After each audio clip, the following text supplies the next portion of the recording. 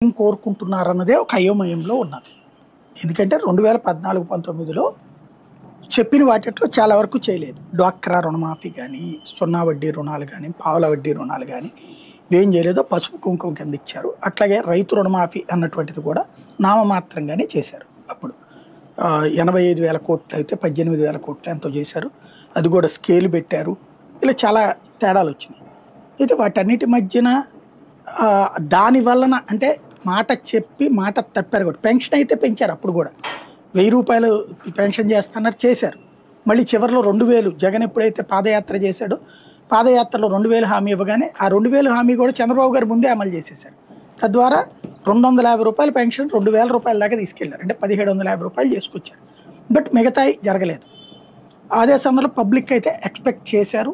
ఆ కోపం పబ్లిక్లో వచ్చింది. అందువల్లనే ఓడగొట్టారని అందరూ అనుకున్నారు. ఎందుకని ఏకంగా 151 సీట్లు జగన్మోహన్ రెడ్డికి ఇచ్చారు. 23కి పార్టీని పరిమితం చేశారన్నట్టు. అదే నిజం అనుకున్నాం. అప్పుడు కూడా టీడీపీ వాళ్ళు స్క్రోల్ చేసింది కానీ, ట్రోల్ చేసింది కానీ ఏమని ట్రోల్ చేసుకొచ్చారు? ఇదే పాయింట్ కదా ట్రోల్ చేసింది.